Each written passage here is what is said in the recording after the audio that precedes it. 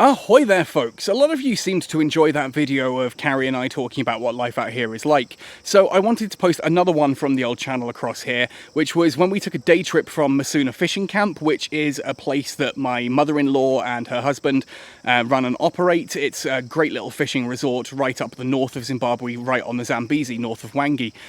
We took a day trip through to Victoria Falls because we needed to get some stuff sorted, and I tried to document to the best of my ability that route. It was with some brand new equipment at the time. I was still getting used to using my microphone and my phone in general, and things have changed a little bit since then. But again, I thought it'd be an interesting starting point just to move that across from the old channel onto this one to showcase again a little bit more of life out here in Zimbabwe. If you do have any questions, or if you've got a topic or somewhere you'd like me to talk about or something to showcase, let me know in the comments. I really enjoy doing this kind of content. It's what this channel's for, and hopefully it'll be something that you folks really enjoy in future. Anyway, hopefully you enjoy this video, and I'll see you all later. Ahoy there, Captain Benzie here, coming at you with another video for my sort of Life in Zimbabwe series. Now today Carrie and I need to take a road trip from Masuna fishing camp down to Victoria Falls. We need to get some bits and pieces for the car, sort out the aircon for the journey back and things like that. We thought this would just be an interesting time to sort of showcase this journey and what life is like out here a little bit more. So say hi, my angel. Just as she's taking a mouthful of drink. He didn't warn me. Hi. It's not what I do.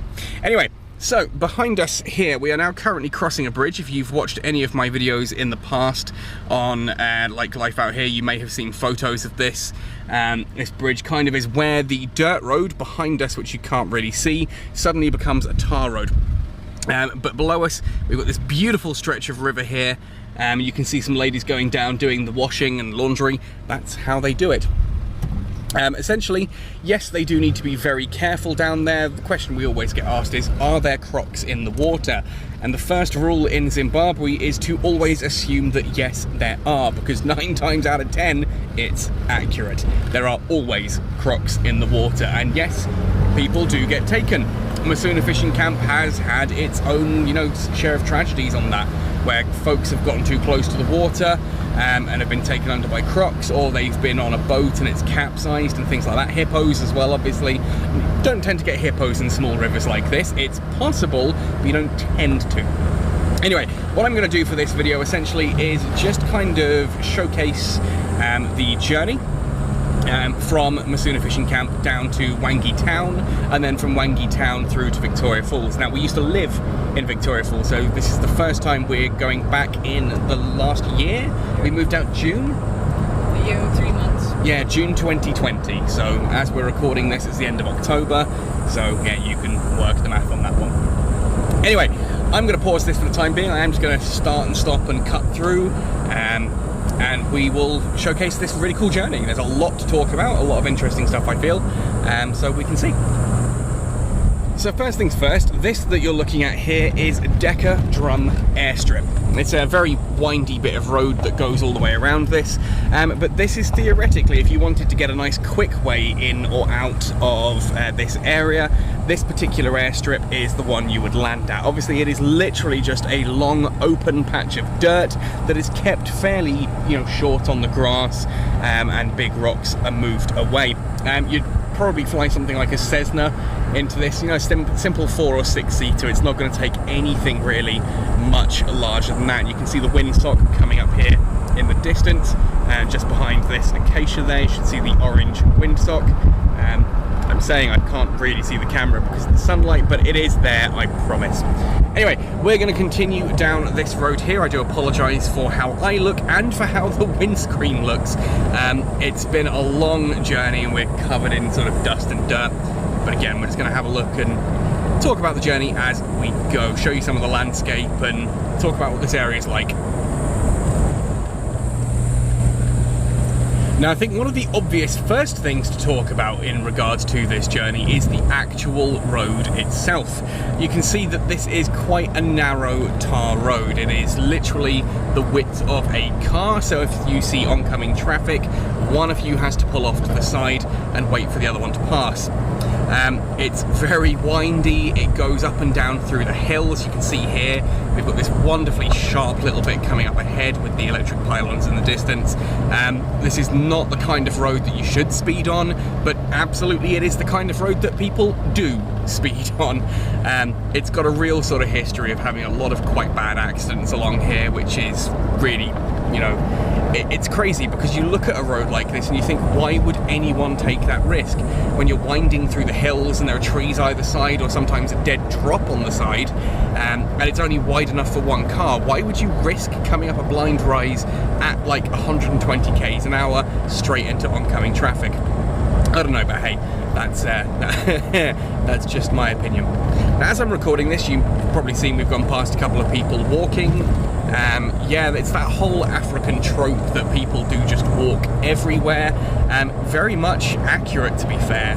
People will walk long distances to get from A to B. We've passed kids going to school this morning, and yes, there's a lovely little herd of goats off to the side of the road, and some termite mounds on the left there as well. And what do we have here? There's a beer garden on the side, so you can see there's little small bits of community sort of sprinkled around. It's a bar. Yeah, so I said it's a beer hall. And this is the pipe. Now, Carrie laughs at me for this, but this pipe to me is absolutely phenomenal. This stretches all the way pretty much from Msuna to Wangi. It is carrying water from the river through to a purification station, and this entire sort of hour journey, you pretty much share the road with that pipe the entire way down, and it disappears underground. You can see it's here on the left, it's just gone underground again. There it is again. This entire journey, this one pipe just follows you along, and to me that's just this incredible feat of engineering. And you know, I don't know, maybe I'm crazy, maybe I'm a little bit obsessed with it.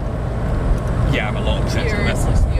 I'm definitely obsessed with it, but I just genuinely think it's really quite interesting. You can see parts along the road as well where that pipe has burst, and you get these like big open dusty areas. You mind goats. You get these big open dusty areas, and then suddenly there's a patch of greenery and some bushes and trees, and you can tell that's where the pipe underground has burst slightly, and you'll get all that as well. I am going to cut off in a moment, but again, talking about like local communities, you can see some of the like kraals and villages here in the distance in the background, with the fences and just the huts in general. Obviously this is a rural area. Zimbabwe does have its big cities and towns and things, like obviously Bulawayo. You've seen me talk about that and cover that in previous videos. But out here you get a lot more of the traditional rural communities where it's a couple of like basically they're not quite mud huts, but you know, they're small huts with thatched roofs, and sort of twine fences and things like that, just to keep the livestock in and around. And there's the pipe again with someone doing the washing in the distance there. I think just over this hill as well. Is this the one that's got the school and the church on the left? Or yeah, so we'll stick around just for that. You can see the signs. Ah, perfect. We have a lady carrying things on her head. Now again, I don't know if this is just a trope or what. My parents were genuinely astonished to find out that yes, Africans do actually do that. We've got a church there as well, local community church, one of the best kept buildings in the area, and the pipe in the distance. And I think because the sun's behind that, we probably didn't catch much of that. And you get some absolutely stunning views like this. You can see the hills in the distance there. Again, some of the local communities sort of out the front here. I'm trying to get the camera to focus properly. There we go. To come out this way, and though at the risk of getting some wind. Local schools there, and again, just here. Oh, there's the breeze. Local community church. You can always tell the church because it is always the best kept building in the community. Make of that what you will. But for now, just enjoy some of that gorgeous African scenery and a cow. This is simultaneously one of my favourite bits of the journey because I like the road and sort of the scenery around it, like the rock faces up there in the distance.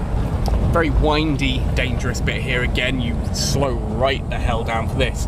It's also one of the saddest parts of the journey for me is once we hit this bridge, I'm going to ask Carrie to take it really slow as we go across because, well, hopefully the camera will capture this quite nicely, but take a look at the colour of that water. That is not the natural colour of water. Basically, this is the runoff from the local mining industry areas that we're about to come up to in a moment, and it's all the chemicals they use for, I think, coking all of the coal and that they dig out, and it's the same on both sides of the bridge here, but it is literally just this weird turquoise colour. As I said, beautiful scenery up behind with the rocks and all that, but it's just this destruction of the environment makes me feel really sad, especially in an area as beautiful as this.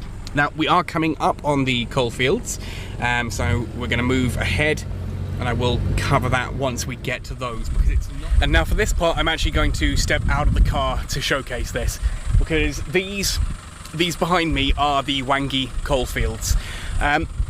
And I'm hoping you can see, because obviously I've got the sun behind me, which means I've got a lot of like silhouette going on, but it is literally just a black scar into the earth. It is a horrific stain on the countryside here. You can see there's smoke in the distance. This is where they're just tearing coal out of the ground. But as much as I just want to sit here and say that, you know, oh, this is horrific, and, you know, oh, we should put an end to all of this and just go green, it doesn't work like that. It's not that simple out here. And I apologise for the wind. We simply can't just end this entire industry. It stretches right off into the distance, the horizon and beyond. It's behind me in all directions. If you're looking at this on Google Maps, it is just, it's huge. You can see this from Google Maps easily. But again, we can't just end this. You can't just say, right, well, let's shut the mines and all of that, because Wangi town, as it exists, is entirely about coal mining. Like, if we were to shut the mines here and close everything right down, every single person in Wangi town pretty much is going to be out of business. They're going to have no job, nothing to do. And what do you do with that? Yeah, you can sit there and say, well, okay, if we invested in green energy and put like solar farms or something out, then those people could be employed in that. Yeah, but that's not the kind of thing that happens overnight. So for the time being, at least, we're stuck with this. And it's a horrific scene. It makes me sad every time we come out here. It just feels like the earth is bleeding and open. But there's nothing that can be done. It is not a simple fix right now, especially with the economy in Zimbabwe the way it is. It's, you know, even in an ideal situation, it would be difficult, but I don't know. I don't know what to suggest here. It makes me sad every time, but it's part of life here, and we kind of have to accept it and hope that one day we can move beyond that. Now here I wanted just to spend a moment to showcase something a little bit different. It's still related to the coal mining, and heck, if we were to just turn around and have a look at the ground, you can see it's all coal, so I'm going to have the blackest feet you can imagine right now. There it is, all in the distance, you can see the coal mines. But if we were to look around, this is part of the old Rhodesian Railway. This stretches off in this direction all the way to Victoria Falls, which is where we're heading, and then crosses the border over the Victoria Falls Bridge into Zambia and continues. Whereas if we were to look this way, that's going to take you all the way up through to Bulawayo, not where we've just come from Msuna, but where we live. And then beyond that, offwards to sort of South Africa, and indeed it has another branch that goes off up to Harare. This was part of Cecil John Rhodes' original idea of going from Cape to Cairo on a railway, and the line is still here. You do still get trains go past here, but it's not the kind of journey I would recommend taking. Now there in the distance, you should be also able to see the Wangi actual power station as well. It does still work, sort of. I know a lot of you have asked in the past when it's, you know, I've talked about like power and that in Zimbabwe and how we have load shedding and big power cuts. Well, how does this actually work? You know, how do we do it? We do have these power stations here in Zimbabwe. They're just not well maintained at all, and they are not sufficient to the actual needs of the country. So we import an awful lot of electricity from South Africa and from Eskom. So when Eskom is having issues, so are we in Zimbabwe. But anyway, you can really tell when you've passed Wangi, because from Wangi to Victoria Falls, the road suddenly becomes a lot better quality. This here is Victoria Falls Airport on the left-hand side of the road. I do apologise for the wind, and again you can see the road is just a lot better quality once we're this far through. It's actually quite astonishing, the difference between Victoria Falls and the rest of Zimbabwe. In fact, a lot of us, when we used to live in Vic Falls, used to refer to it as the independent Republic of Victoria Falls, because it doesn't feel like it's part of Zimbabwe. Equally, I suppose, obviously being so touristic, it's shared almost with like Zambia and Botswana, even technically with Namibia. And yes, that was a KFC sign. One of the first things you see on arrival to Victoria Falls, arriving in Zimbabwe for the first time, is a KFC sign.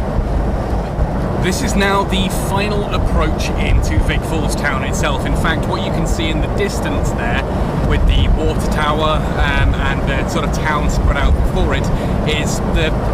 I'm reluctant to use the word suburb, because that makes Victoria Falls sound a lot bigger than it actually is, but it's kind of the outskirts, not really the town itself. Notably, you get a little sign there warning you that there could be elephants around, and we are keeping our eyes open on the off chance that we might spot something. And in fairness, you kind of have to anyway, because obviously elephants don't really obey the rules of the road. They will just step out of the bushes. Now we get this nice long downhill section here, more warnings on the side here about livestock and wildlife, as we're approaching what is referred to as the Masui Bridge. Now Masui is one of the rivers in this area. It's a perennial river, which means it's not always flowing, you know, it's only sometimes actually even got water in it, but it does still qualify as a river. We'll be crossing that in just a moment. You'll see the bridge coming up ahead. There's a couple of lodges around here. Officially at this point we are now inside the Zambezi National Park, or the Victoria Falls National Park, whichever way you want to sort of refer to it. This town itself is inside the national park, so any planning permission and things like that, any buildings you want to do, does require a lot of sort of sites. And here we are going across the bridge itself. You can see there's only a tiny bit of water there at the moment, really nothing crazy under there. It's the wrong time of year. October obviously is our hottest month, and things are really beginning to dry out a lot here, so you don't see much in the way of water, a lot of surface water at least, obviously except the Zambezi River itself, which does not dry out. Some people have asked that in the past. Now, having crossed the Masui River, in inverted commas, we come up a hill here and we turn around the corner past what we refer to as the truck stop.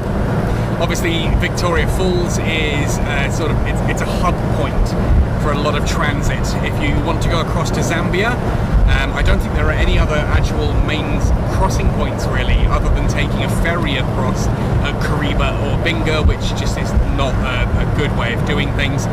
So most stuff that's coming up from South Africa will come through Zimbabwe and then transit across the Zambezi here at Victoria Falls. Same with anyone who's wanting to head to Botswana, and there are crossings at places like Pandamatenga, and what's the other one down near Bulawayo? Plumtree. Takes you into Botswana, and there's the Bike Bridge border south of Bulawayo, obviously, to South Africa. But this is one of the main crossing points for coming into Botswana as well. You can this area, this line of road here, tends to be, it's actually fairly quiet today, tends to be lined with trucks and buses and all kinds. There's usually hawkers out here selling a load of stuff. Now obviously Victoria Falls is a heavy tourist town, so with the whole COVID pandemic globally, and sort of tourism having crawled to a halt, that's naturally affected this town an awful lot. This is the first time actually coming back, as I said, since we moved to Bulawayo in June of last year, June 2020. Crikey, that I can't remember the months anymore. And the town was really shutting down by then. So it's going to be interesting to see quite how shut down it actually is. Sign there for OK. OK is one of our supermarkets, one of the big ones. And you can see a couple of other little bits. Enjoy your stay in Victoria Falls, with the sign literally peeling off the brickworks. It's already looking pretty sad. I mean, Victoria Falls is, as far as it goes, it looks fairly run down in certain areas anyway. just because maintenance is not something that happens a lot around here outside of independent tourist operators. They'll look after their own stuff, but the sort of the generic stuff tends to peel and fade, and if it gets stolen or damaged, it's rare that it gets replaced. But as we're coming into town now, oh, notification on my phone, you probably just heard that vibrate. You've got all the signs here still up from the elections back in 2018, showing how little sort of care there is for, you know, actually changing these things, and what a sign it is. Let's not get political, but it's a sign of ZANU-PF and Mnangagwa promising changes and all these other things for Zimbabwe, which, well, here we are 3 years later and has never happened. So yeah, what we have coming up on the left here now is the Cresta Sprayview Hotel. This is one of the hotels we used to sell an awful lot of back when I worked in the tourism industry. The reason I point it out is that the road coming off it that's going to go up to the left now, that used to lead us straight to our home. We used to live at the end of that road, basically, when we lived in Vic Falls. Otherwise, though, you can see we're coming downhill still into the town itself. There's sort of a public park here on the left that's not really anything anymore. It is just dust, sand, and weeds. And then as we come on the right, we have the new when we left Victoria Falls at least, sort of shopping centre. It's got a big supermarket in one corner of it, a couple of other bits and pieces, a couple of sort of more touristy shops. There's a pharmacy and a petrol station and stuff. This is really where the town begins, and there's not a lot of it. If we were to drive straight down into the distance there, you'll come to the Victoria Falls themselves and then eventually cross the border into Zambia. But for the most part, this is kind of it. You've got the courts and the police station and sort of, immigration there on the right-hand side. We've just driven past. I'm going to have to put the camera down now because we've got a policeman up ahead and we're not supposed to record the police. So I will just have that down below here and just keep quiet a little bit as we go past. Now that we're past, I can put the camera back up and showcase the rest of town. So we've just passed the police station. This is the town centre up ahead here. Beautiful trees. And this is where we need to be to get our car parts. So I am going to be signing off for the time being. Well, we've just had an absolutely lovely lunch. Great to visit some old friends back here in Vic Falls. Here at what is called Elephant's Walk. You can see the fake elephant head behind me. It's kind of like an arts and crafts village. So lots of sculptures. You can possibly hear some music in the background being played by guys on marimbas. It's a little performing band that do this pretty much every lunchtime. Some gorgeous little cafes. Also, this is around the back of some of the hotels. So it's right here in the centre of town, which is pretty sweet. It'd be nice when this place opens up again for tourism, but who knows when that's going to be, hey? So this is kind of the outskirts of town. We've got the municipality up ahead here, and the local Vic Falls railway station just down there. You can see some of the long trains currently shored up, not doing anything there. Lots of little shops and trinket places around here. There's a video somewhere online of an elephant literally walking past these. I wish I could find that video. I've had trouble for a long time trying to locate it. But these are all like little like curio shops and things like sunglasses, or where you can see some of their like sculptures and just little trinkets outside. Here's where we stopped earlier on this side of the road. I think we're turning left here and heading down into sort of the again, suburbs doesn't feel like the right word. What do they call this side of town? Industrial area. The industrial area, yeah, but it's got it's heading Chino Timber. Couldn't think of the name, Chino Timber, which is sort of like the sites. We've got another one of our supermarkets here. This is the OK Mart that we were talking about earlier. That's been renovated quite nicely. The barbed wire, by the way, is not so much for humans, much more for the baboons. Again, something that I haven't really seen. This place is normally crawling with baboons, but nothing. I've not seen one. That's only just occurred to me now that I'm, actually thinking about it and looking for them. We're also about to go past a place called Comessa Market, which is sort of a traditional market area, as the name implies, selling everything from sort of clothing to cheap electrical goods and all kinds, which is just down here as well.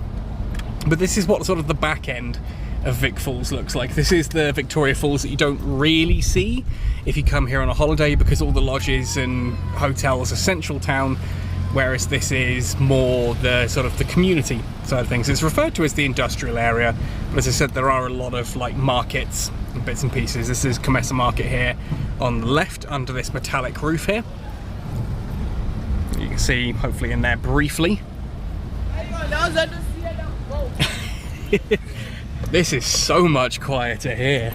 This is normally an absolute nightmare with taxis and cars coming and going. Although that may be why, because what used to be the wholesaler OK Mart has now completely shut down. So no wonder this has gone a little bit quieter. Anyway, we are just looking for a place here in Vic Falls, Carrie knows it, that does aircon, because our the aircon in this car needs replacing. And here we are now. So we're going to get our aircon replaced so that we're not sweating our knackers off every time we jump in this heat. Something else I frequently get asked about like life out here in Zimbabwe is, do we have shopping malls and proper supermarkets? And the answer, of course, is yes. This is, I think it's the Sawanga. It's a fairly new development here in Vic Falls. It was built about 6 months before we moved out, so it's about 2 years old now. And it's got Pick and Pay there in the corner, which is a full-on supermarket, the like of your Walmart or Asda, Tesco, that kind of thing. We've got pharmacies here. There's a petrol station on the corner. Beautiful sort of like water feature behind me you saw a moment ago. Got electrical TV sales and all that over there in the corner as well. And in this building at the back there, we actually have things like Zol, Zimbabwe Online, boo hiss. Their offices here in Vic Falls are there as well, so if you need to pay, you can do that. Interestingly enough as well now, we have a Nando's in Vic Falls. That's a fairly recent addition. That wasn't here when we first moved. Obviously, Nando's is actually a South African brand. I didn't know that actually before moving out here, but it's nice to see that Vic Falls now has one. That sound that you can hopefully hear coming out of the... What, there's a donkey in the road. There are donkeys in the road. Why are there donkeys in the road? Welcome to Vic Falls. I genuinely went to record a bit and there are donkeys just walking down the middle of the road, because of course they are. Oh, you couldn't make this up. Anyways, what I was trying to say was that apparently we're not driving fast enough for this asshole. Hopefully you can hear the gentle sound of an air conditioning unit now fully singing as it breathes frigid, frosty air into an otherwise baking hot car. This is a beautiful moment. We've not had working aircon in this car for about 1.5 years now, and it's just incredible to be able to sit in it and actually breathe. Not beyond that as well, tyres are all fixed, car's all good. We're now on our way back out of Victoria Falls town. It is a little bit later in the evening than we'd have liked to be leaving, because this now runs the risk of us driving that Msuna road in the dark, which could make for some interesting footage. But hey, we're back on the road again now, heading back towards Wangi and then by extension Msuna. Fingers crossed we're all good on the road. Wish us well. Well, we have officially passed through the area that I would have expected there to possibly be some kind of wildlife like elephants or something. Unfortunately, nothing there, so I'm going to basically just do a quick sign off now. If anything does come up, I'll grab my camera and start recording again if there's anything more interesting to add to this, but looking at the amount of footage I've got, I'm worried this is kind of dragging on a little bit anyway. But this has been a day trip from Msuna Fishing Camp down through to Victoria Falls. It's been a long day. I mean, what's the time now, my angel? 17:02, and we left at about 6:30 this morning. Most of this has just been driving around getting stuff done. It has been a hot and arduous day. It peaked about 38 degrees Celsius with a good amount of humidity. Not quite as hot as it's been out at Masuna recently. That's hit sort of the low 40s. But still enough to wear out a poor old Brit like me who's just simply put not used to that So anyway, we're now leaving Victoria Falls. We're heading back on the road to Wangi and then to Msuna. I'll put the camera back on if we happen to spot anything interesting en route, just to showcase. Otherwise, folks, thank you ever so much for watching this one right the way through to the end. Please do let me know if you enjoy this kind of content. I quite enjoy making it, so I'd like to do more. Otherwise, happy sailing and see you all next time.